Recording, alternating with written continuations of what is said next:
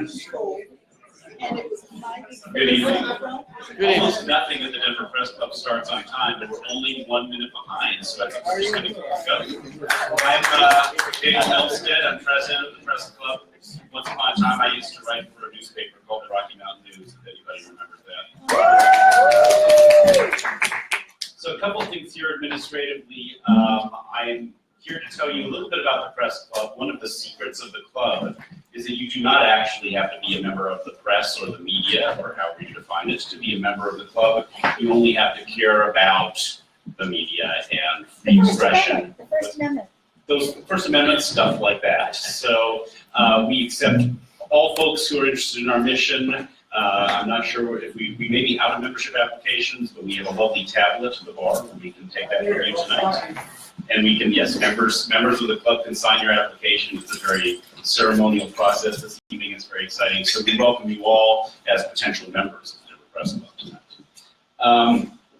Also, and if you would like to place a business card or something similar in this, I've been asked twice if this is a spittoon. It may have been, but not recently. So you can reach in and put your card in if you like. If you give us your email address, you very well may receive an email from us. So I will warn you about that. But if you do give us that, we'll do a drawing at the end of the month for a complimentary membership. So there's a reward for turning over your information. And so finally, a couple other administrative things particular to this panel. The folks from Ditch the Ditch asked to be able to display their information and collect emails this evening, and we said that they could go up ahead and set up that way. That is not an endorsement of their position by the Denver Press Club. They're just being welcoming and thanking them for their participation tonight. And then we're going to take questions this evening on note cards in written fashion this evening. So I think maybe you'll learn more as the panel goes on. So you'll need to write your questions. They'll be collected, and our moderator, Carol McKinley, you're going to collect them? I'll collect them. Carol McKinley right there is going to collect them, and she will give them to our moderator, who I'll introduce in just a moment. And of course, no outbursts, please. At least one member of the Denver Press Club board has been a professional bouncer in this life. and I can get excited too. So please let's keep it calm and polite. This is an educational experience, and if you start misbehaving, we'll take care of you. So with that lovely and warm introduction on my part, I'd like to introduce our moderator tonight, Nathan Heffel, co-host of Colorado Radio's Colorado Matters. He has written about and he's covered transportation issues in Colorado extensively during his career, and he has graciously volunteered to lead us through this discussion tonight. So everyone, I give you Nathan Heffel, Vice President of the Denver Press Club.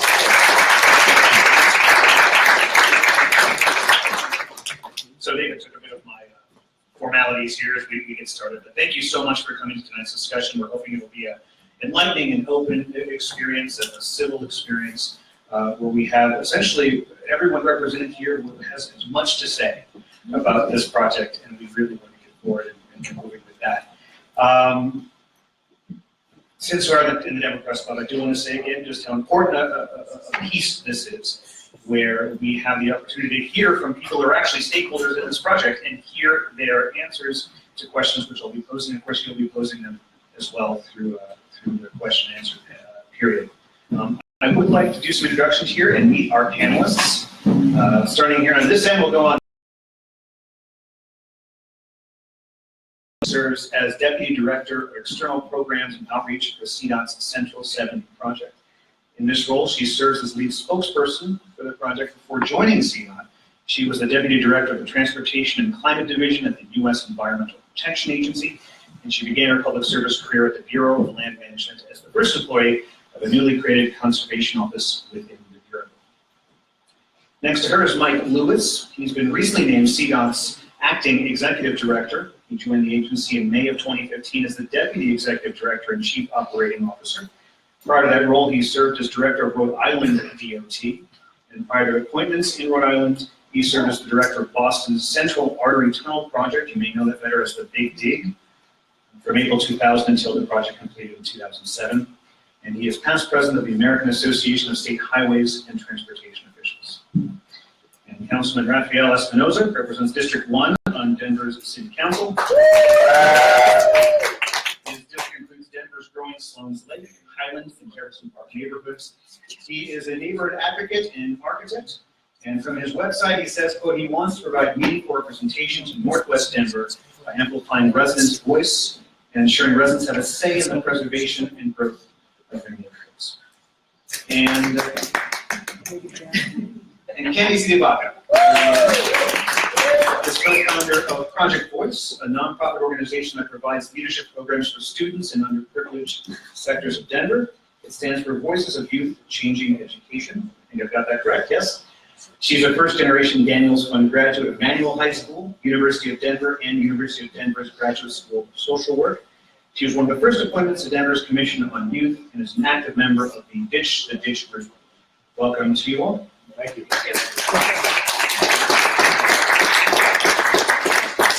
I want to start with a bit of a lay of the land here. Just today, just a couple hours ago, the U.S. District Court in Denver ruled the $1.2 billion Central 70 project will continue in its form right now, dismiss certain claims the project is improperly connected to Denver's Platte River and Park Hill stormwater project. However, that does not mean, we'll get into this later, that does not mean a July lawsuit to stop the expansion based on claims health and environmental impacts were too narrow and not fully analyzed. It is over, that will continue, meaning the project is still, there's still issues to deal with that are currently in the courts.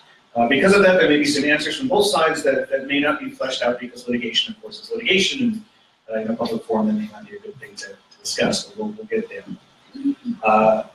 The lay of the land, I'm assuming a lot of you must know what's going on with this project, but there are people on Facebook Live tonight that may not have any idea what we're talking about, or not a very strong idea. So I want to go through that real quick, and then we'll open it up to opening statements here. The I-70 project is going to remove a decades-old viaduct and lower the freeway between Brighton and Colorado Boulevards. A 4-acre park will go over a portion of that lower highway. 10 miles of I-70 will be built from downtown Denver eastward. An express lane will be added in both directions between I-25 and Chambers Road. Other options for this project, including removing the highway from the area altogether, were also explored. CDOT decided this, though, was their preferred option and have federal approval on it. A public-private partnership will oversee operation and maintenance of this project for 30 years, with completion in an estimated 4 years on the current time track. I want to hear now from our panelists, beginning with those most closely impacted, so we'll start from left and go right. Please leave your remarks just a few moments, but be sure to answer the question, what impacts will this project have on Denver and Colorado, starting with you. For me, I live 3 blocks away from I-70. I live in my great-grandmother's home. We were there before I-70 was constructed. And this project, I think, is probably the biggest mistake Colorado has made in the last decade.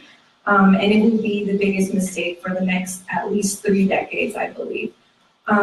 In the first decade, what it will probably take to construct it, we'll be spending over half of the Bridge Enterprise Fund for 34 years. And that really takes away from all of the other projects that we need to complete across the state, especially as our state grows. I think it will also obliterate one of the most stable Latino communities left in the city of Denver. It really exacerbates issues related to our housing crisis. And it just seems like irresponsibility on all parts on all parties who are involved in the IGA. Councilman. Sorry, I had a brain fart. And first, I'm going to get myself in trouble. I am a card-carrying member of the Denver Bus Stop so kick me out. Anyway, as the elected representative of Northwest Denver, as you can see in the graphic over there, that big bold brown line sort of stops at 25, but there is a legitimate concern for my communities that eventually at some point in time it will only make sense to continue that on through my district, Northwest Denver. So that is a legitimate concern because our highway was already bisected once. Not as devastatingly as it has been for Global and Swansea, but we do have 3 major regional parks that flank that section of the highway. And so the sort of conduct, behavior, and precedence with this highway, this attempted widening definitely has potential downstream impacts for my district. That said, it is very clear and very well documented that there are severe negative impacts to what was once a very thriving community in Denver up until the 50s when this highway went in. And this would only perpetuate and exacerbate what has happened and maintain that poor status quo. I can tell you that there are still multi-generational families there, and so there is very much still that pride that once the glory days of the Logan's still present, but it isn't the community that there are a lot of other areas that didn't get impacted this way. They didn't have the thriving success that we did.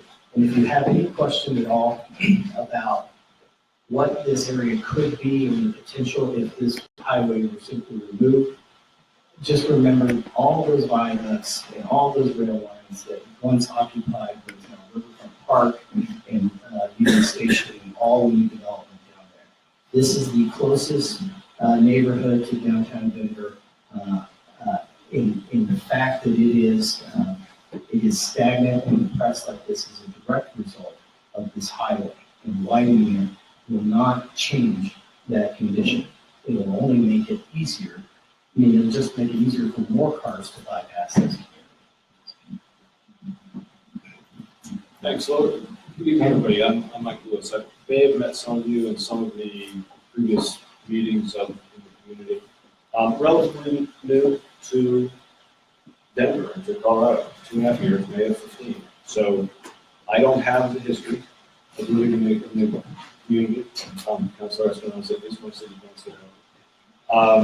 And you folks have been involved, many of you have been involved in this project much longer than I have.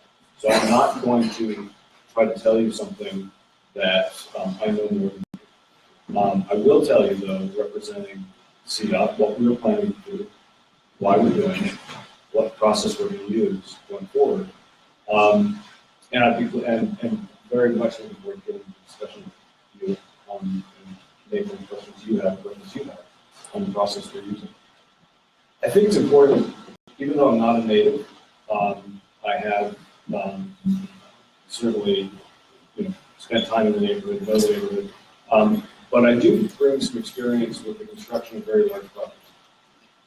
And I have experience in both Rhode Island and in Boston, with perhaps the largest urban transportation project in the country's history.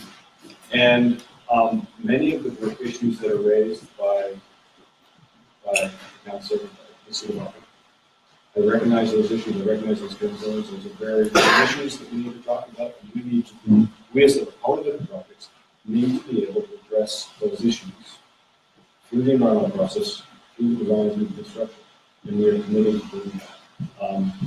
I'm not sure that I will change any minds tonight, but I am certainly here to listen and to respond to you, the questions you have about what we plan to do going forward. Good evening, Rebecca White again with CDOT. One of the problems with going around is you forget the question.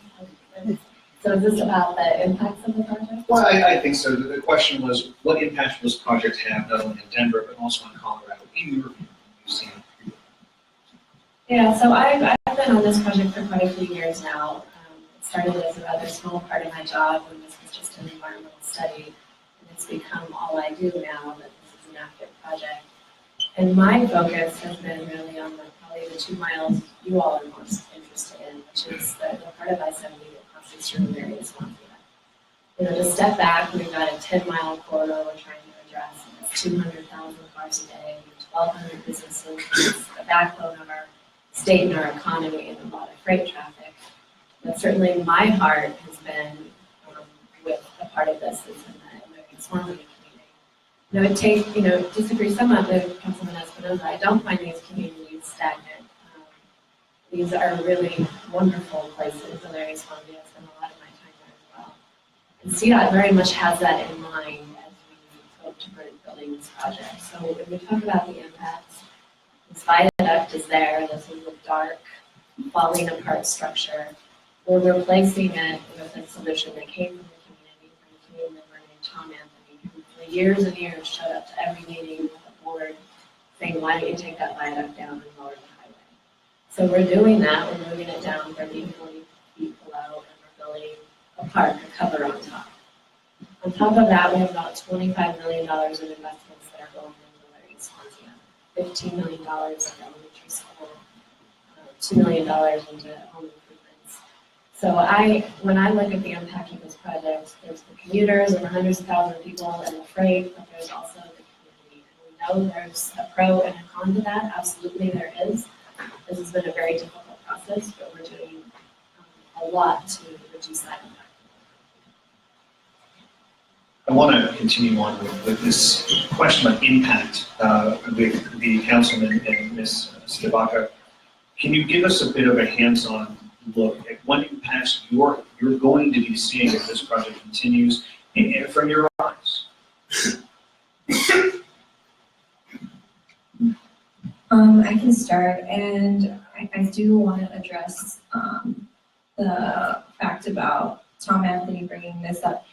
When Tom Anthony brought up this solution, his proposal was that the entire corridor be covered. And so to bastardize it to the point of 800 feet and still attribute this plan to his recommendation, I think is not fair.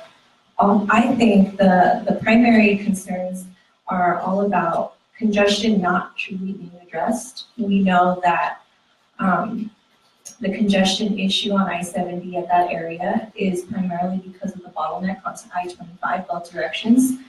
I think that this expansion will only triple the amount of space that there is for cars to sit in traffic, because that's not a portion of the highway that will be addressed.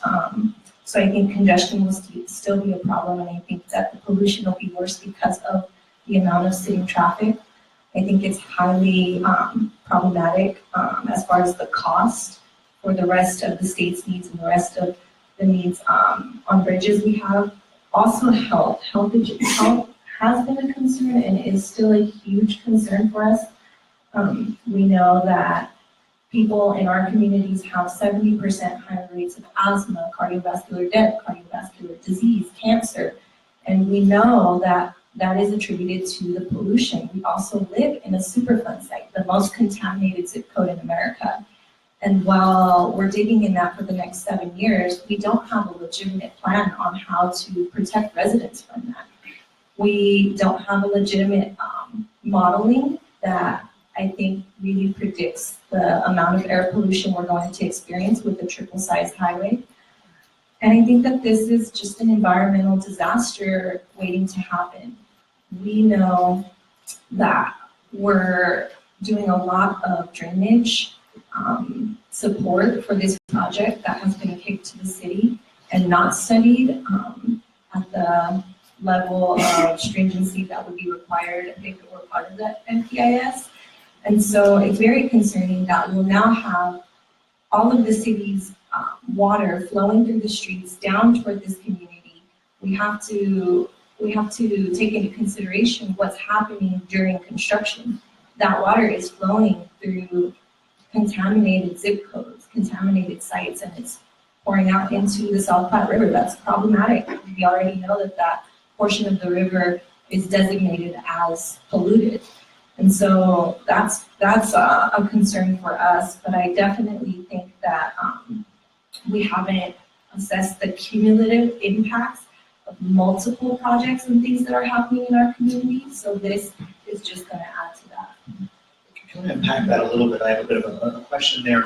You're talking about the fact that there are environmental issues, there are health issues that are currently happening because this is a viaduct, it's a heavy travel area.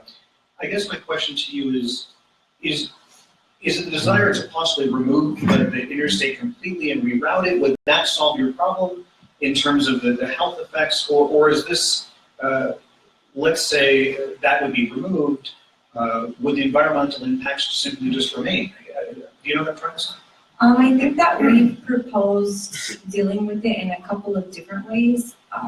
A few years ago, I think that through City Council, we were trying to get diesel trucks rerouted just to see if that changes the pollution limits. I pulled off a pollution report today from the SAMS, the air monitor at Swansea.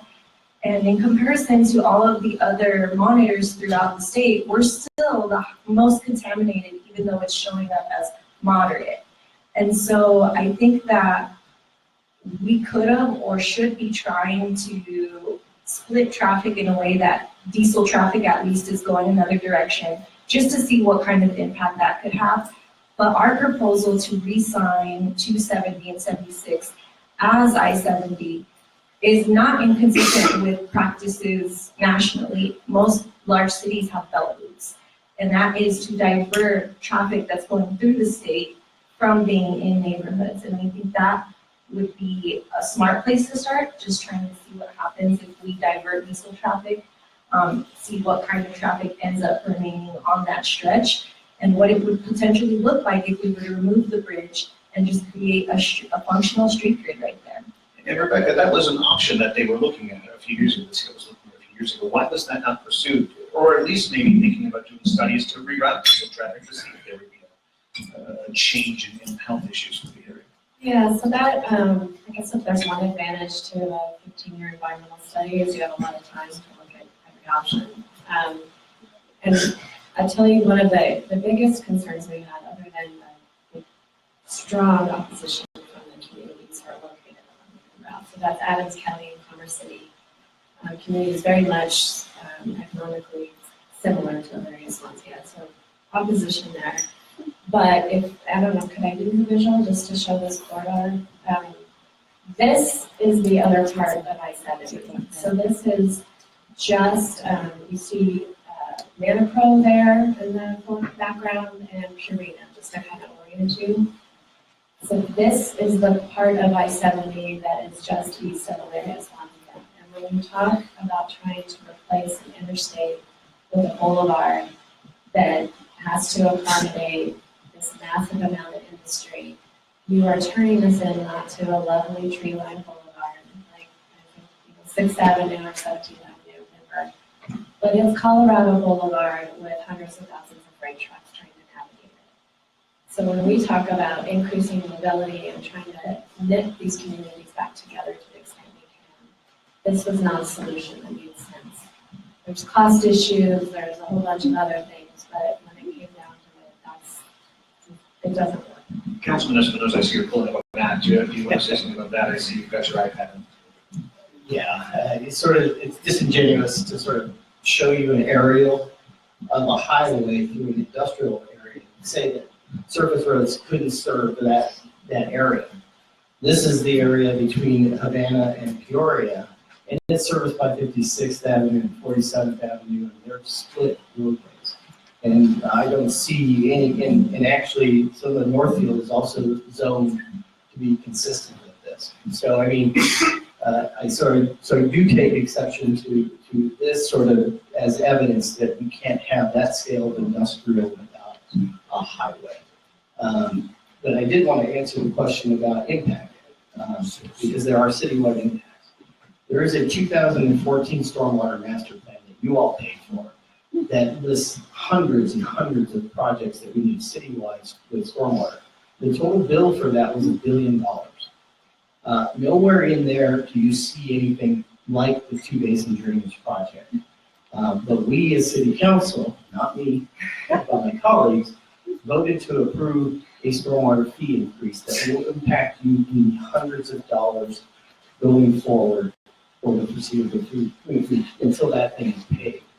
That money would normally go into that stormwater master plan to fulfill those projects, but has been collected to the tune of nearly $300 million to service one pair of projects that are there to enable this project to go to alleviate CDOT from stormwater, providing 100% of their stormwater needs on their project.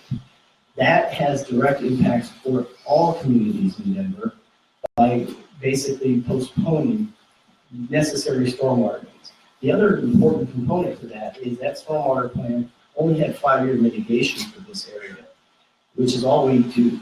We did only for 5 and 20-year mitigation, but now suddenly we're doing 100-year mitigation with that $200 million. And the real kicker that you need to know, impact going forward, is the studies about how much damage, the monetary damage that flooding would cause at that scale, 100-year floods, would be $400 million. But $300 million of that is south of all these drainage systems. So basically, 75% of the damage will still occur in a 100-year event. And this is your stormwater fee that is being diverted into this project when it should be serving your communities and all communities in the city. And now it just postponed the balance of that work for another 10 years. So that is, Well, I do want to note that this is somewhat tied to that lawsuit that came out today in terms of what happened was in September, the developer residents against the expansion had asked the court to temporarily halt the Central 70 project, as well as stop further construction of the Path to Hartville project, which is the stormwater system that you're talking about. Today, the court found that it lacks the jurisdiction to rule on claims relating to Denver's stormwater project, ruling that it can proceed independently regardless of the I-70 expansion. And that was according to Denver 7 News, which was the first to report this story this afternoon. But I want to ask with that, if this stormwater project was not attached to this expansion of I-70, could the project continue? Is that a fundamental part? So if I could, yes.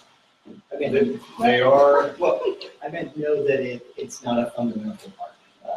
It can in fact proceed because they can capture 100-year mitigation on their project, but it would be completely different than what we're But it seems to me that you're tying the fact that the two are intrinsically connected, and if one was doing. Correct. The only reason we were pursuing this is because there was, at that time, RTD and CDOT came to the city with sort of joint needs on stormwater mitigation for the A line at that time and the I-70 project.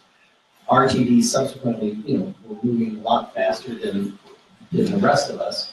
And so they actually resolved their 100-year mitigation by elevating their rail and getting it out of that compliance problem. And so they're actually part of this anymore. But it was a sort of mutually beneficial arrangement that propelled them to sort of pursue this option. I'd like to no, I think, so the answer to one question is, could the Central 70 project go forward without the Denver drainage project? The answer is yes. Matter of fact, that's how it was designed. But because we were aware that Denver, we can talk and coordinate, Denver was pursuing a larger drainage effort to address drainage deficiencies in the city, that it made sense that if the drainage from Central 70 could be connected to the planned city drainage, then there would be an overall savings to the public, less public dollars going into it, and you would have two parallel systems. The concern was, because the city jurisdiction and the state jurisdiction are different, funding cycles are different, approvals are different, we couldn't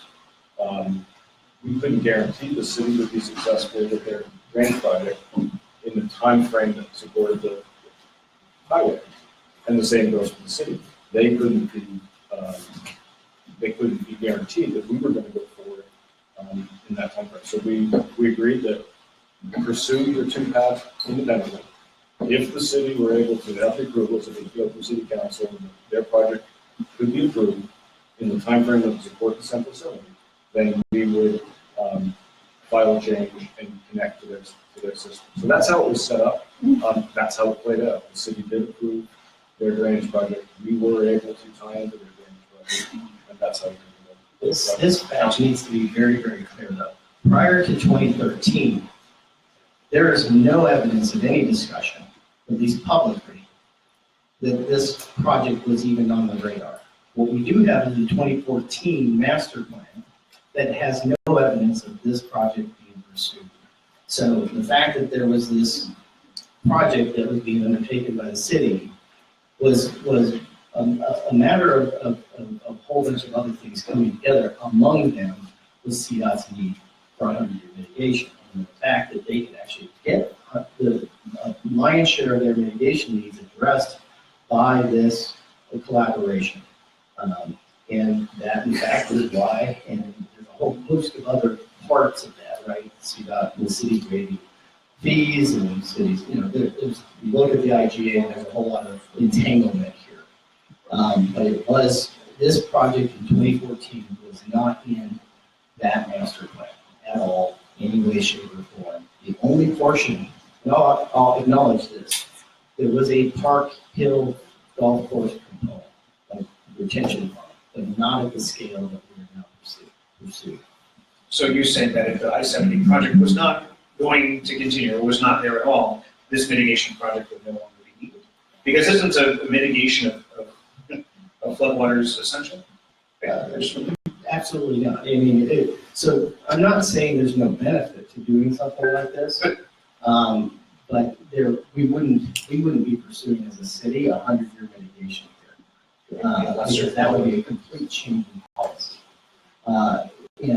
But there is definite benefit for those areas upstream, and the opportunity that really triggered this was the market lead property, right? It is a stretch of dirt and buildings along 39th Avenue. I don't know, you guys might know the definition of that property better. And so the reality is that the difference between 20-year mitigation, 5-year, 20-year mitigation, and using that market lead property to route to Louisville outfall, and 100-year mitigation is the size and depth. And so actually a lot of the city could have still used that path to solve a lot of the flooding needs, including all that is being detained in City Park, with a different design act in utilizing that land. But the fact is we are detaining water that normally goes through City Park to go through outfall landing. We are intentionally detaining it in City Park so that it cannot access that normal route at the same rate that it used to. Because we have to keep that area, that 39th Avenue channel, with its 100-year capacity available to protect the highway. So both of these projects, you either do one or the other, but you do not need to do both. The only reason we're doing both is because we're trying to preserve the 100-year stormwater capacity for the highway. Can I just jump into, and there are issues, and we have perhaps different ways of looking at this. Hold your microphone closer. Sure. We have different ways of looking at some of these issues. But I think one of the things that we probably do agree on is that, actually I'm not sure we agree on this, but we try it, is that through the project, we are able to actually address some issues like stormwater retention, like not having our runoff go right into the self-plat that it does today. So I think there are benefits, whether we're for or against the project, but by pursuing this together, the city, the state, we are going to be making environmental improvements to the river and to that part of the city. Benefits, but at the same time costs that are not just monetary. We end up putting Global back in the floodplain after we just spent money to protect them. The outfall, tripling the size of the outfall, is highly problematic for Global. Yeah, I want to discuss a bit more about that environmental impact that seems to be hanging over this project quite significantly. It is a Superfund site. There are floodwater issues. There's the fact there was a smelter there many decades ago. The fact it's a Superfund site. The fact that a recent report said this is one of the most polluted areas in the country, if not the country in terms of the zip code. We've heard CDOT talk about mitigating environmental concerns, but you must understand that there will be some disruption to potentially harmful pollutants because of this construction project that is 3 or 4 blocks from many people's homes. Yeah, no, there is no question that, and that's a very real issue that we do not dispute. I'm so sorry. That's okay. It's a very real issue. If there are contaminated soils, and we know there are contaminated soils in the neighborhood, in the vicinity of the highway, we know that. And so it's very important that, and we do take this into consideration through our contracting procedures and through how we excavate the soil and treat it according to city, state, and federal requirements, which are very stringent. And that is true whether you're a private developer building a deep foundation somewhere in the city or in that part of the neighborhood. You have the same, that developer has the same kind of requirements. we will be doing that. The entire alignment of the excavation is done. All that soil will be tested and it will be removed, recognizing it is a Superfund site, but they come under very strict controls. If it is hazardous material, that's a different classification than if it's just contaminated. If it's hazardous, it has to be contained and moved to an approved site. How the soil was excavated is under a very controlled condition. I do want to bring up my experience in Boston. And the entire alignment of the Central Area Regional Project in Boston, which is downtown, and very industrial, very large portions of it, very industrial. The entire alignment was under Massachusetts definition, called the 21B site, which is basically the same thing. All of the soil, all the 15 million cubic yards of soil that have to be removed, which is about 15 times what we're talking about here, have very similar controls. And we went through the same types of densely developed neighborhoods, old neighborhoods, in many neighborhoods of Boston, from East Boston to North End, Charlestown, Chinatown, South Boston to South Bay, under those same kinds of strict construction protocols to protect against the release of contaminated soils into the community. But I still want to say there are still certain environmental issues that are still in front of the court based on this very issue. So, and I think a lot of people here know about the fact that there may be concerns about how the environmental impact was studied and brought forth, and that still is sitting in court. Am I correct on that? I want to go back to, if you have something to say about that, I want to give you that. The only thing I want to say, and it's not to encourage this project to go forward, but yes, once it is going forward, they will have to mitigate the way anybody else would, and to some degrees more so. But that said, that is not unique to I-70. So and so what this area does need is cleanup. And but if that ice, just like the rail area, I mean, it's a different contamination, but it is that area is now park and development and mixed use and housing and all these other things, including affordable, was cleaned up. And that is what you can do if you unlock the potential by getting rid of the one thing that is sort of bisecting the community. And so the fact is that yes, there are ways to do this stuff, and we are all capable. And I'm not denying that we have the capacity to do cleanup, but we could do it for widening roads, and we could do it for redevelopment and prosperity. And this is a situation where we are choosing to go 40 feet deep into that pit of contamination with your tax dollars, as opposed to letting private developers develop that land on their nickel and doing the cleanup themselves and creating that opportunity. And so, it's a matter of, are we cleaning it up for highway or are we cleaning it up for community? And there's no way you can tell me that highway equals community. I just don't see that anywhere.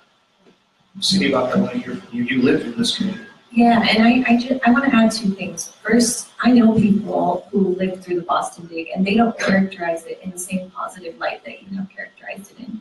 I also don't think that there was contamination to any degree comparable to the contamination here. I think that the way we understand the contamination here in Denver is incredibly flawed. When it was broken up into operable units, it was broken up into 3 operable units. OU1 was primarily residential, and that's where I-70 cuts through.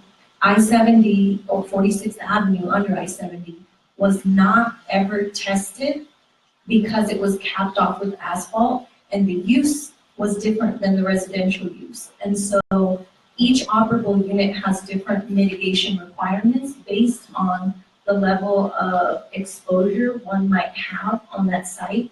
And the way that we look at 46th Avenue is not consistent with what we were looking at in other operable units. We know in the other operable unit, there's already been unexpected contamination found, and that's a huge parking lot without residents next to it. We're talking about a street that literally has residents adjacent to it. And so for us, I think that we know what happened when EPA cleanups were triggered. They did local hire, people from the neighborhood took jobs cleaning up the neighborhood, remedying the sites, the Superfund sites. People got cancer and died. And there was no way for them to sue, there was no remedy for them to pursue because they couldn't, there was no way to distinguish whether their exposure was on the job or because they lived there. So local hire is super problematic in that sense. But also the people living there, how will we know if they end up with cancer, if they end up dying? How will we know if it wasn't because of the construction or what? We will never know, and there's no protections for them. And by the time it's done and people die or get sick years later, there's no way for them to protect themselves or pursue any kind of relief. Rebecca, what do you have to say about that? I think it's a valid point that is being brought up about the concerns that people will have living next to this project for many years. You know, the advantage we have now is we have an incredible amount of data. So we know all about where these operable units are. CDOT has done about 200 soil samples over the last few years. We know what's in the soil, as Micah said. There's some level of contaminants that we're aware of. It's very similar to what's around industrial areas and within our area. 46th Avenue, that runs under the viaduct today. As Candi said, that's been a road since the 1900s. But in recognition that the top 12 inches was removed as part of the Superfund case, that's the same thing we're doing. So despite, we have all this information, we know what we're encountering, we'll do testing as we go along. But as an extra step, we'll treat that top 12 inches with the exact same care that it was treated with before. So that, you know, just because this project is big and it's impactful doesn't mean it can't be done in the right way. And we do have a whole series of state and federal and local regulations that guide every second of this process, and that's what it should be. So are there things that CDOT is doing to help impact people directly next to the construction sites? Can you explain that a little bit? How they're going to be affected by this, and then what CDOT will do to help mitigate that? Sure. So one of the things we've heard from working with the neighborhood over the years is, you know, because this is a big project, it's going to be about 4 years, and taking down that viaduct and lowering the highway requires a lot of work. So the neighborhood was concerned about the dust and noise associated with that. And also health effects as well. So one of the things we have offered and are now implementing is that for about 300 homes located closest to I-70, they will have a choice of a host of improvements that are completely free, and they include everything from caulking and weather stripping, window units, attic insulation, air conditioning units, a monthly utility bill credit, and then we are partnering with the city of Denver, who also has a set of funds to provide new doors and windows and HVAC systems. We also have, about, I mentioned earlier, a major investment in Swansea Elementary School for the same reason. So we put new doors and windows in the school and then built new classrooms. And that is to potentially keep out It's contaminants, the dust and noise. but not the potential health contaminants that maybe you're speaking of. Yeah, I think it's not, first of all, it's not fair to say that it's free because we're taxpayers and we're all paying for it, so it's not free. But I think it's, when we talk about windows and air conditioners, we're weatherizing someone's house. We're not protecting them from contamination that could cause cancer or death. We're not doing anything for the kids who are going to be playing on a playground that is atop a highway. I don't think that we're selling people the appropriate solution. Mitigation to address the health harms being caused are not windows and doors. That's not sufficient. Is there a, I'm sorry. No, I was just gonna, I think there are two periods, and I think you're concerned with both periods. There's the construction period, and then there's the post-construction. You have concerns about the health effects on both of those. And I think they're treated differently. One of the, during construction, this is true on any construction site, whether it's a transportation construction site or a development construction site, as the councilman identified. The number one thing is to mitigate at the source of that. When we are exposing the soil. How are we protecting that soil from becoming airborne? That's the most critical and the first step. What is the contamination of soil? And then how do we treat that as it's being excavated? As Rebecca said, with very little information on the depth of the contaminants. But that will be tested throughout the period of construction. So as it's being excavated, it will be tested, it will be treated to minimize any exposure, airborne exposure. That's the same kind of treatment as the Councilman said, that we would do, that the city would require a private developer to do. We would be doing that and more. And it is expensive, but that's the cost of the project. It is part of the cost of the project to mitigate those impacts. But when we're talking about potentially fatal contaminants, do you think that mitigation is sufficient? Do you think minimizing is sufficient? This is a project that you could essentially eliminate those, that potential by not uncapping 46. And in fact, developers, including large-scale developments like at the National Western Center, have agreed not to go below grade because they don't want to uncap the contamination in that entire development. I think in any, you can make a determination that it's more important or more desirable to clean up those contaminants. I think there is a benefit, a long-term benefit to get those contaminants out of the soil. And if that was true for the entire neighborhood, that would be a good thing. We are going to do that in the alignment of the project. Get rid of those contaminants. Those contaminants will no longer be able to affect the groundwater through that area. And that is a positive outcome.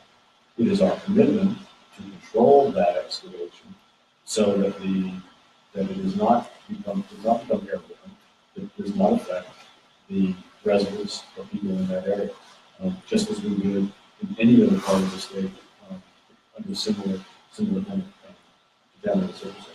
I think there may be questions coming from the audience, and maybe we'll continue on this a little bit, but I do want to talk about the fact that your ultimate goal, if I'm correct, is to essentially reroute I-70 around this neighborhood. Can you talk a little bit about why your desire to do that is, and some of the benefits you feel could come from that, and maybe some of the impacts to the state and to the city because of that potential project? I think that the city and the state have an obligation to pursue an alternative that does no harm at all and improves the area. When this came into the neighborhood in the 60s, people did not want it, and we fought it. And we were in the right, we were justified in fighting it because in the early 1900s, I think 1905, when Denver did its parkway plan, 46th Avenue was originally supposed to be a parkway. And we deserved exactly what they have on 17th or 6th Avenue, but because we couldn't fight back politically or financially, we were the population that got stuck with this tragedy. And I think that we've suffered the consequences over the last few generations, the health consequences. We've suffered the loss in building wealth within our families because this highway has depressed our home values like no other area of the city. In fact, even what's being offered today for the eminent domain acquisitions, it's a gross injustice. People are getting offered $200,000 for homes that the exact same home, anywhere else, any other neighborhood 3 miles from downtown, would be going for between $500 to $700 or more. And I think that we have already paid the price. And I think it's our city and our state's obligation to do something to not only decrease the potential collateral damage, but I think they should be pursuing something to undo the harm they caused when we didn't even have civil rights to lean on. In the 60s, when this was happening, we didn't have the EPA, we didn't have civil rights, there was nothing to protect us. And now that we do, we're still steamrolling over community and primarily Latinos and poor people. Councilman, I want to bring up a point that she's talking about this reroute. From the city's perspective, you're on that council, you understand the economic impact that I-70 has on not just Denver, but the entire state of Colorado and potentially the country. It's a main thoroughfare east and west through the United States. Is there a balance that CDOT in Colorado, the state of Colorado, and the city of Denver have to match and kind of balance there because of this impact to the state's transportation economy? Does that make sense? Yeah, but it's already been planned for. And What is our, so Dr. Cog in its 2030 plan, and now it's a 2040 plan, already has widening of the reroute as part of it. Not to the same degree that you would have to have if you were to use that, but that is a plan, that is a project that eventually will happen. And there is CDOT, somebody that is largely already, there are huge chunks of right of way that are already along that, that will help with the acquisition process. Those areas largely developed around a highway, so it's actually, there are fewer households that would be impacted. And so there, from a logic sense, I mean, if we already have in our two Dr. Cog plans for widening, and we know that the cost of that is actually less than the cost of this section, then we should be pursuing that already, because that is, but yet, as Rebecca mentioned, those communities put up resistance, right? And well, don't you think that it would be rightfully so? That if they're doing a project in the area, there would be homes that would be required. Well, one of the things Our we did- programs as well. if you recall, after I was elected, there was this massive rush to get this IGA approved, the proclamation approved in the IGA. And I put up a little bit of a stink because, I was thinking, this is a lame duck council, why does this have to happen right now? And when, in my dialogue with Sky Stewart of the administration, she told me this has to happen right now because the city approved this. And I said, what document, when did the city approve it? And she sent me a letter signed by Mayor Hancock, and saying that this is what we want. And I had to remind her that the mayor is not the city. There are still members of council that represent the city. And so just because one person who has whatever interest, and he's always had this corridor of opportunity, he's always trying to expedite development out east, that's already on a sort of failed high, single family pattern that is resource intensive. Just because that one person chose to do that does not mean that that is the best solution for the city. And I think I confused the issue, but I did want to bring it back to this one thing, which is CDOT will only mitigate and resolve and clean up and remove or treat the soil that they disturb. So all that soil that is still in all the area around there, outside of the area that they're disturbing, is going to remain. And unfortunately, that area is depressed in part because of the highway. Well, this future, we have 3 lanes in each direction. The new highway, with all this widening, with all this digging, with all this money being invested, still has the same 3 lanes in it going each direction. So you've got the same level of congestion, cars sitting there, the same situation that you had in your home, the dirt underneath your home. But the only thing that we're doing is adding those license plates, right, for 2 miles. And so that's gonna, so what is that, how is that transformative? And again, I go back to the impact on Denver. This is an opportunity for renaissance.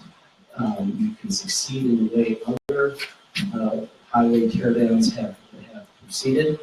And the value, the potential of that land that close to downtown and that close to Rhino and its redevelopment would pay for future mitigation and in the interest of redeveloping developers to actually take that on. If you tore down the highway with bridge money, which would be a struggle, but and put in a parkway, you could really unleash a future of Louisville where Swansea that no one could have envisioned. I want to, Candi, hold on just a couple, so I want to hear CDOT's response to that, because there are a lot of things that are being said back and forth, and I want to have a chance to respond to that. Maybe we'll start, and then Rebecca can jump in as well. I think a couple points that in your question and the council's response. First of all, the I-70, that lane is a part of a larger transportation system that the state is managing and the city is managing and the counties are managing. One of the things that we're all aware of is the growth that is coming to Colorado in the coming years. A lot of that growth is going to be in the Front Range, and the transportation system, and that's not just highways. I think we have to get together much more on transit solutions in addition to just highway projects. But the Central 70 lane is Interstate 70 running east and west. It's a major corridor. It's a major connection between downtown Denver, the airport, and development that's happening. And it's critical to commerce in this area. The I-270 corridor is also a critical corridor. The I-76 is a critical corridor, and the I-25 is a critical corridor. So these are all part of the system that are all going to be taxed in the non-monetary way, but in the stress way, because of the growth that's happening in this area. And some of that growth is inevitable. Some of that growth is controlled through land use decisions that are made by local governments. But much of the growth is inevitable. And what this planning process that includes Dr. Cobb, that includes our other planning partners, that includes the city of Denver, on what are the improvements that are needed for now and for the foreseeable future. This project is one of those. The other, so that's just a comment on the importance of the I-70 connection as part of a larger system. And there are strains on that system, and there will continue to be strains on that system. And I'm never saying that there won't be. And until we, on the Front Range, in the metro area, put more emphasis on transit solutions and non-highway solutions, we're going to have a bigger problem. I think that's what we need to work together. With regard to the, if the highway would be torn down, and if the 46 would be reconstructed and built back, you'd have the same contamination, because all of that surface would have to be peeled off, it would have to be excavated, it would have to be removed and treated. And as Rebecca pointed out, it's the top layers that are the highest contamination. So the soil contamination is an issue, no matter what the improvement is. The only way to don't disturb the soil is you don't do anything. I do think that there is the point you made about the areas that are outside the footprint of the highway. If there's things happening, I think that is something that's a real issue. How do we address collectively those areas that need to be cleaned up to enhance the neighborhoods and the ones that we really need? Candi, why don't you respond to that? Rebecca has something to say for that. Is that correct? And then we're about 5 minutes away, and then we'll start taking some of the questions from you. So if you have those, write them up. We're going to have our over there taking them a little bit. I have a 6-year-old child. I'm very tired. I've not been sleeping most of the night, so I apologize for all of that. Yeah, please. I want to first say that I think that the growth that we're experiencing is an opportunity to change behaviors and to create a city where people aren't reliant on cars and aren't reliant on highways to get around, especially new people who will be experiencing the city for the first time. This is our chance to do that. I think we're also foregoing an opportunity to truly address the needs of our growth and housing issues with all of the land that we are going to use for this expansion. I think that the study of these alternatives took a very myopic view that prioritized profit over people. I have this map up here that shows you a heat map of population density. And the part in the blue square and the green square is Swansea and Elyria and Glenville. The top of the triangle is the proposed alternative. What we know about impact is that the current proposal affects 18-1 people. And if we had gone with the reroute, you can see all of that white open space that CDOT has a lot of them already owns the right of way for. And so we know that people aren't coming forward from Adams County. We have leaders from Adams County, including Ava Henry, the commissioner, and Mayor Sean Ford of Commerce City, who wrote a letter back in 2013. And not a single one of their concerns addressed people. In fact, let me list off a few of their concerns. If we were to realign 270 and 76, one of their concerns was that incident reporters would need non-congested options on the freeway. We know that we're actually creating more congestion and eliminating the possibility for them to get through easily as we eliminate Still Street and York Street. They also mentioned that the impact of realigning would detrimentally impact the National Western Stock Show, the new fast track stations at the National Western Center. They highlighted that the region's access to major attractions would be disturbed, that economic growth plan would be disturbed. And they also mentioned the narrative, of course, the narrative that we've heard that this knits communities back together and creates open space for the community and a playground for the school. And we know that all of those are actually harmful to the community. This is not creating connectivity. In fact, right now, 46th Avenue is 100% permeable, and people flow back and forth all day long. What this expansion does is it eliminates the only two exits that we have access to within the community, and it creates a scenario where people will have to walk further to bridges to cross over because it won't be permeable. And we know that it's illegal in other states to locate schools within 500 feet of a freeway.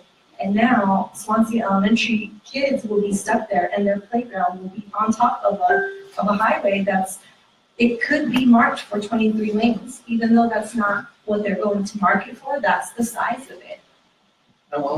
Let's finalize. I want to hear from you. There's a lot there, and there'll be more questions, but I do one more question after this is going to wrap it up. Yeah, I'm not sure where to start there. I've always said this would be such a fascinating project. I didn't work on it all the time because to unpack all these issues of gentrification and development and what's driving the economy and what's impacting neighborhoods is fascinating. And this is part of the reason it's taken us so long to get to this solution. And I don't have a long background in transportation. I've been on this about 7 years. And you find once you get into transportation, you start to think about it all the time. My husband doesn't want me to drive anymore because I'm veering off, looking at shoulders. But I have thought about this a lot and around the city and our highway network. And when you look at a community that has another part of Denver that has homes very close to the interstate, that's Wash Park and Platt Park. So I've pulled off in those areas and looked at those homes that are very close. And and to think about what are the differences there, right? Because this is a community that was also impacted by a highway. We did a major project. They wanted a cover, and there was not funding at that time to do that. So what's the difference? And a lot of it comes into being, actually there was a lot of issues with I-25. There was dry cleaning and the base road plan. But at any rate, it's the ability to level that playing field somewhat. And that's what we're doing with a lot of the mitigations. That you do have highways that are crossing all over Denver, that cross all over the United States. There is development that was there before, and there's all sorts of homes going up right along today. And that's just part of what we need to deal with as CDOT when we look at the congested network we have in transit. I think we'll move to the questions. Unless you have one. Yeah, I just Because wanna there's say- some very good questions I want to get to. All right, This is actually. I just want to say there are some major intrinsic differences. There's a huge regional park with tons of amenities, and the other side is bolstered by a major university and institution that creates its own sort of ecosystem there. There's neighborhood serving retail embedded in those areas. These are things, and the soil isn't 12 inches of contamination. And so there are lots of reasons why this is not like that. And to sort of overlook that is again, disingenuous. Just wanted to acknowledge that One of these things is not like the other. There are places where you can literally jump off the highway onto someone's roof in our neighborhood, and that was never the case in the area where 25 was. I had a few questions, but these are actually, I have some questions, so I'm actually move to these. Thank you for this open discussion. I want to continue it for a little bit longer. And I'm just reading through these right now, so I'm trying to figure out which ones to go with first. I think I want to talk a little bit about the connection between the Big Dig and the Denver project, very similar projects. We have a couple questions about that. One says, in regards to the comparison to the Big Dig, the original estimate on that project was $2.8 billion. And I don't know if these facts are accurate, I'm just reading the questions, so I apologize for that. The Boston Globe estimates final cost at $22 billion, so from 2.8 to $22 billion. Why should we believe the current I-70 cost estimates in light of the overruns in other areas, based on your experience with the Big Dig? Rebecca, you want to take that? So I think it's a very appropriate question. Let me talk, but the explanation would be much longer than time ago tonight. So let me just say a couple things. The final project cost of the Big Dig was $14.8 billion. That's the cost of the project. And that's all the costs from 1982 when the original environmental impact report was done, through the 1980s design effort, through the 1990s construction, up through 2007 when the construction was completed. So basically 25 years of the project cost. The original estimate was when there was a line drawn on the map. It wasn't the design. It was also, that estimate was in $1992, and we're all aware of effects of inflation. So $7.7 billion of the increase from that original cost to the $14.8 billion cost was the inflationary factor on the dollars. So the scope of the project was modified from the 1980s because of discussions like this, because of involvement of city councilors and community activists like CdeBaca. The scope of the project really, and that was appropriate. That's what it took to get that project completed. Prior to 2000, there was no process in the country for having financial plans for major infrastructure projects. You might say that's crazy, but the rule at the time through the federal government was it was something called the interstate completion estimate. It was always what does it cost to complete, not what does the project cost. It's crazy. It's because of the Big Dig in the 1990s that this project has a financial plan, and all projects over $100 million require a financial plan.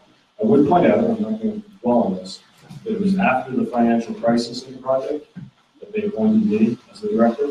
So just let that go. But I think it's a perfectly legitimate question to raise. How can we trust this project to be the same? Now that, end this now so we get other questions, but the form of this project contract is very, very different than Big Dig. The Big Dig was 120 different construction projects, ranging from about 10 million each to about 500 million each, 120 individual projects, and 60 separate design contracts. All of them were bid. The only way that you could bid a project in Massachusetts was the design bid build process. So everything had to be bid as a low bid contract, and they were all connected. That was the real challenge of Big Dig. Here, we have a single contractor, and we, the state, transferred the risk, much of the risk of cost increase, to the developer. That's a public-private partnership. It is a public-private partnership. That US 36 line. The same way. Let's not forget the VA. Yes, let's not forget the VA, and let's not be the VA. But the partnership, the private side is really in the operations of the highway going forward. The construction is basically a design build contract where the developer owns most of the risk. Let's move into some of the pollution questions. There are a few of them, so I'm going to sum up a couple of them right now. Is the long-term concern of adding more pollution via standing traffic to the most polluted zip code a legitimate concern to have? Why or why not? And if yes, how could this be combated if it continues? Because it seems to continue regardless of the situation that ends up.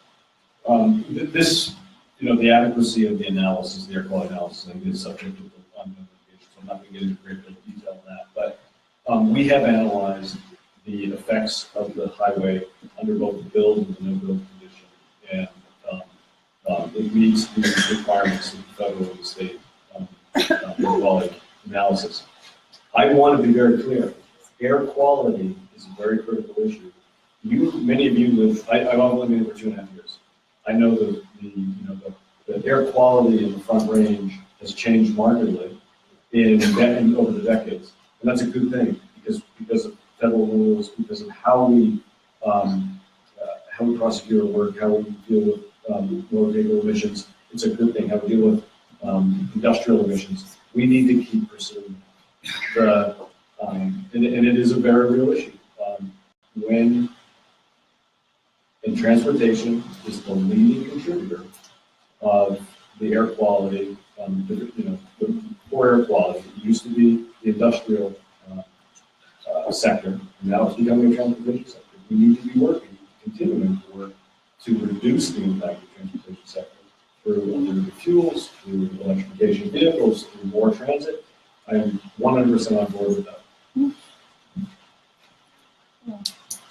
There was another question about cleanup, and I apologize, I can't hear you very much, so I'm just going to kind of formulate a little bit what you're trying to say in terms of, are there certain ways to clean up this area that you'll be working with that are safer than others, or how can the public understand this will be the safest way to clean up a potential site if something is discovered? And I'll ask Rebecca to go into any detail on this, but we are going to continue to have community forums, discussions with the community as we get into construction. And this will be a very critical issue for all the people who live in the neighborhood, because this will continue to be a concern. So we'll make sure that with our contractor, we're there and we describe exactly what the processes are. And we'll bring CDP and G entities into the room as well. How are they, and anybody from the city that is relevant?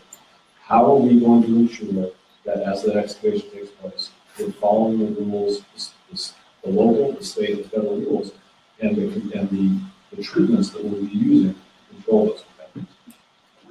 With that said, to a layperson, given concerns about pollution, residential areas and neighborhoods, it would seem to make sense to immediately re-sign I-70 to go north along I-76 and 276. Why doesn't CDOT do that right now? Because of the environmental impacts in the area, both pollution and superoxide, et cetera. It may sound like a simple solution, but people travel, very few people are going to travel because that's where the sign says to go. Your Waze, your Google map is going to send you on the most direct route. If you're a commercial carrier, you're going to use the roadway that gets you to the destination. People are going to use the routes that get them to the destination. That's true in any complex urban area where there are ring roads, where there are other routes. So I think it would be a large effort with little impact on diverting traffic. I think that if you made it illegal for diesel trucks to be on that portion, it could work pretty quickly without a lot of effort. But it also takes a state effort. Yeah, I also, Legislative. yeah, and I mean, with the lobby you guys have and the PR team that you guys have, I think it's doable. But I also do want to add that it's only a minute and 1.8 miles longer to go that reroute. And we do have a couple questions about the reroute, about it was studied, it was deemed not acceptable to CDOT. Why was it not brought up again? Why is there a not continuing study after a large number of respondents thought that would be a good alternative? Why this route and why not that? I guess, can I pull up a visual?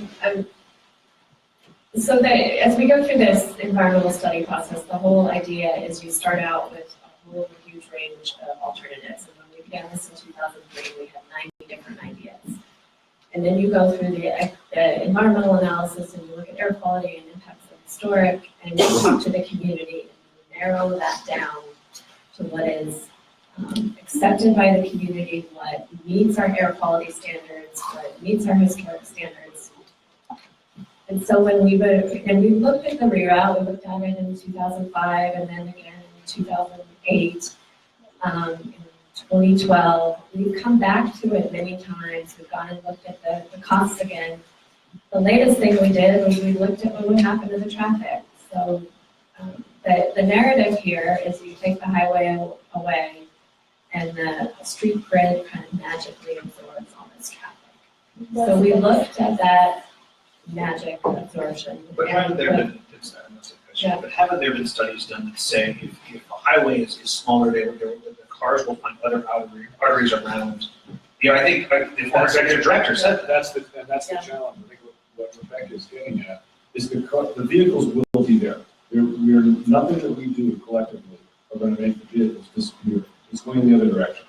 We want to control the growth, as CdeBaca said. How do you use different techniques? How do you have density in development so you don't have large suburban sprawl? But the vehicles are going to come, and they're going to find their destination, and they are going to, if they're not on that I-70 corridor, they're going to go to, it's like water flowing. It'll flow to the least restricted routes. And so all of the local streets will pick up more volume and become more congested and have more air quality impacts than if the highway is there. And that, the traffic studies we've done have shown that dispersing the traffic. Yeah, so I'm glad that you've acknowledged what we all know, which is our local streets function very, very well. It is a connected network. And so one of the problems you have with I-70 is it has limited access. And so people drive extra distance to get on the highway, and then the highway drops them off not necessarily where they want to be, so they drive extra miles to get off the highway to get where they're going. And when you have a boulevard and a connected street network where there's crossings all over the place, you don't get stuck on it. You know, if traffic's backed up, you go on a different route. And so that's what that, the prior answer that people will not take that route because Waze is going to say, go this way. That's sort of evidence that actually if this were a boulevard, it would actually flow better because you can actually move more cars because they're closer spaced at 30 miles an hour than you can at 60 miles an hour. And so for those cars that are going that alternate route, yes, it is less than about 2 miles longer. But at 60 miles an hour, that's 2 minutes. And for those people that are trying to get across town, they'll take it because it's easier. We're creatures of habit. But for those people that are trying to get someplace in Denver, they will take that boulevard because it will work. And so, so what this really boils down to is actually, it turned out that Candi's letter is the letter that Sky Stewart sent me because it boils down to it was a political decision.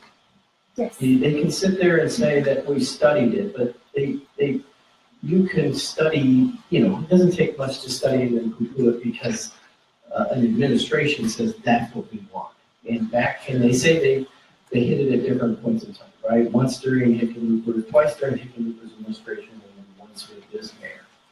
This mayor was in a discussion, so this letter is actually 3 parties. It's Adams County, Denver, and Commerce City, saying we want the route right through Florida. And because it does all these great things for the National Western Center. The boulevard would also do that. This was a political decision because the city, as you know, was in a contested discussion about the future of airport land and how that was going to be handled with these entities. And so basically, Adams County, and it was again acknowledged, Adams County and Commerce City said, no, we're not going to take that highway.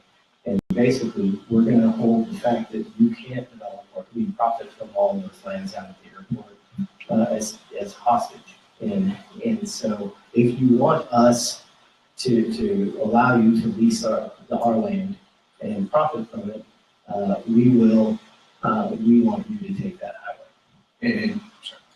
So I want you to know that this did not happen in a vacuum and it was purely scientific. Because then they would be able to sort of go verbatim, item by item, how this solution is so much superior to that. And all they have is these little summary studies that don't get to the meat of this issue. And I want to confirm that all of this information would be on your sites, that people can read this if they want to. And I think the other way as well, the CDOT has their site. And I recommend you everyone reads both sides of this issue. I want to finish with you, then I have two more questions about transportation technology I think are really good to bring up. One of the challenges is that there are thousands of pages of documents to sift through. Well, you see it right there on your desk. Right This there. is a tiny part, but I do have a great presentation that has some screenshots from the final EIS. And you can find them online. Yes, I can provide that to anybody, and I think it's entirely disingenuous to paint this as a study that's been going on for 14 years. When people initially came to the table, there were over 90 alternatives on the table. That process fell apart very quickly. It came back together with the PACs. That process also fell apart very quickly because there was not agreement from the community about what would be done.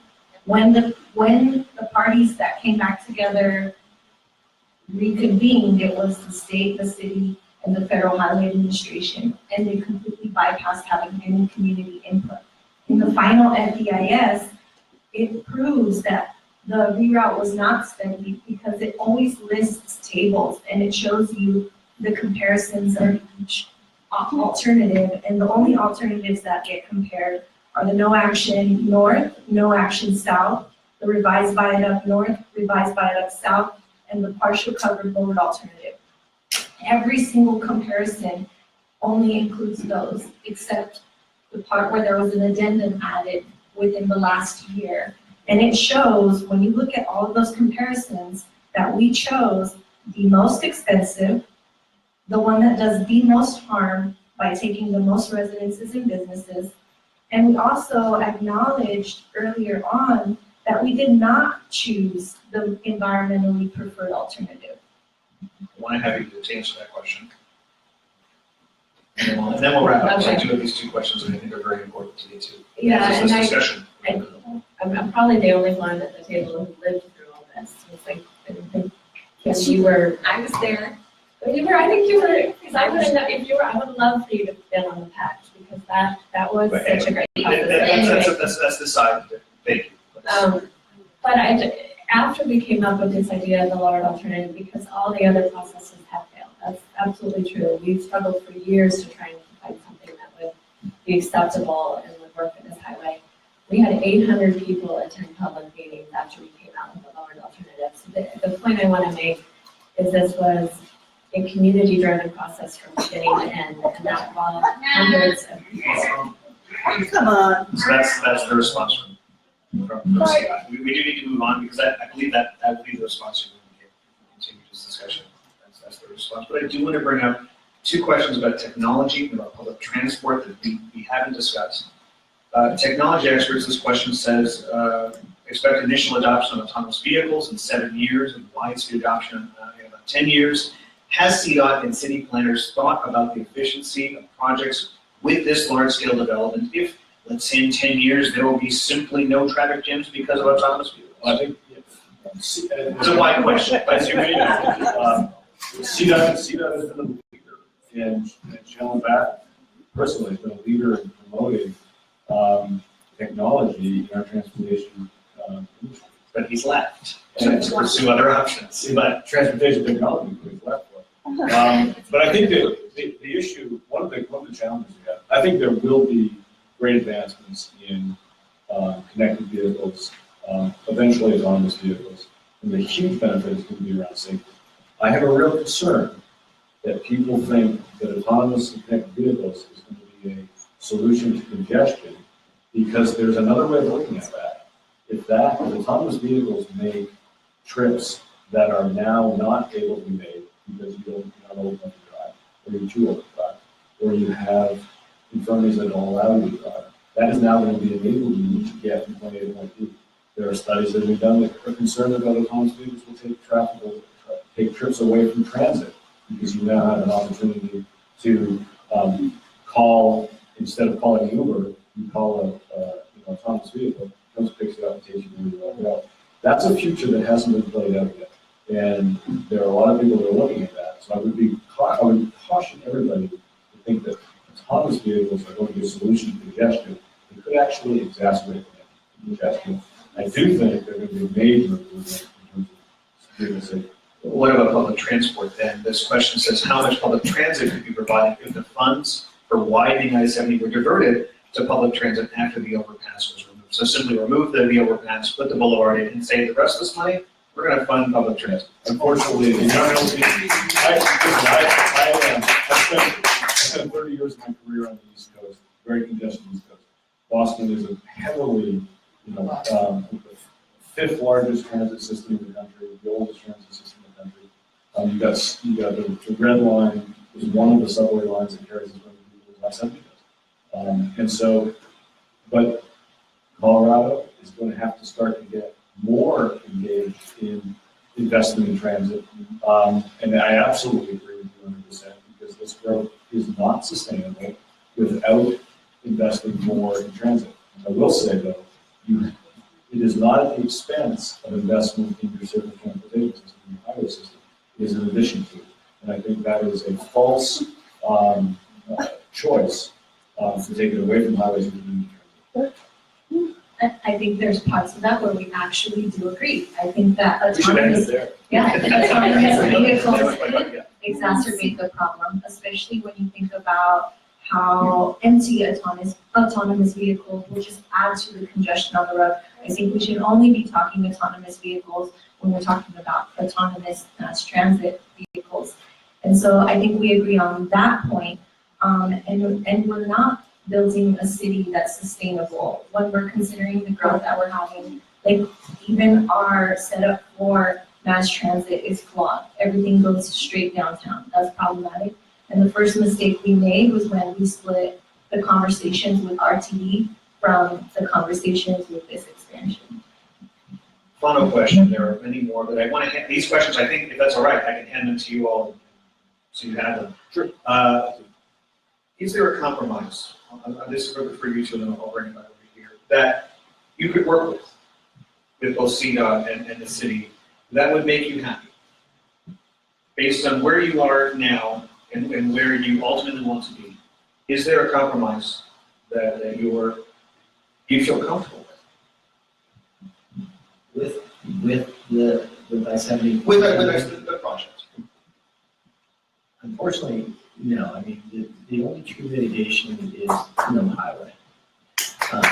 And so, and again, the amount of funds that we have, the state knows that they've got community support and all their environmental things for monument and for I-70 up in the mountains. And they don't have funds for that. And so they should be using this money. They should just stop with this nonsense.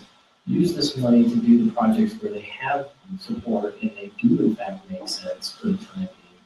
And we should be looking at how do we actually do a smarter. CDOT is a multimodal transportation company. If you hear their mission statement, it is not just cars. And this should be where they're exploring. And we should pursue the Dr. Cog recommendations for that 10% of traffic that is trying to get from Tower Road to Wadsworth.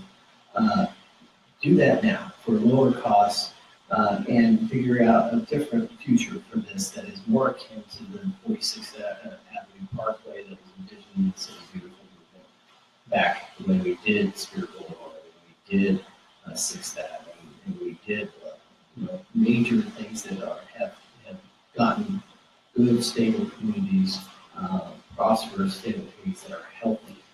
Because that's the problem here, is a huge health component. And I don't think there's a healthy way to do a widening of the highway. And that's where therein lies my. That was your best. And Mike, final word. I think I don't want to make anybody leave the room thinking that we're not going to continue to develop this project. That is our best path we're on. We're going to continue the project. But I think where there is compromise, I think it is, we have to remain engaged with the community. You do a great service. And we need to be sure that when we go through the construction phase, that we are addressing the concerns of the community, we're addressing the health concerns, and that we continue to work together, because there are many areas that we do agree on. We continue to work together for the betterment of Denver and Colorado, with more commitment to transit, with more commitment to mobility choices that are, and development choices that are more conducive to the healthy city. I think those are areas that we can continue. I will say, and this is not the big one, but I had many years of working with the neighborhoods in East Boston, South Boston, in Chinatown, in Charlestown, in the North End, that were very impacted by our project. And we worked with them, we compromised in design, we compromised in mitigation, we addressed their issues, and Boston is a better place now than it was in the 1980s. Transportation projects can benefit a metro area if they're done right, and our commitment to do this right. And final point, I do want to go to Candi real quick, and we're going to wrap it up. This conversation is going to be archived on our Facebook page. The Facebook Live show is going to stay there.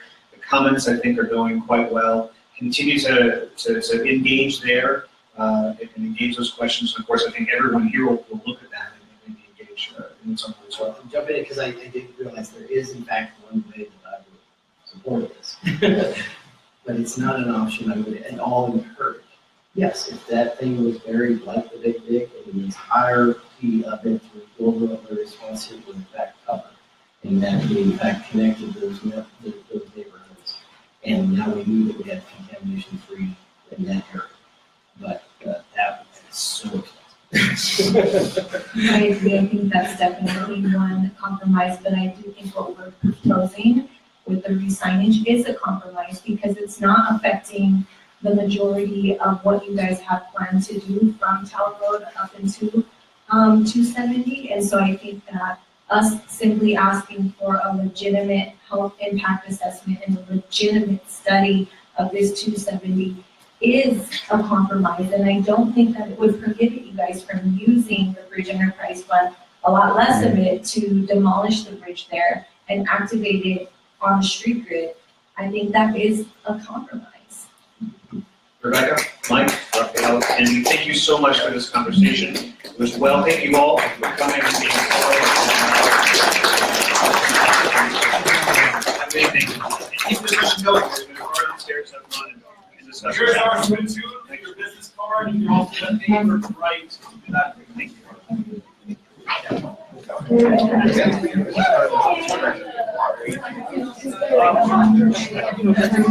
you.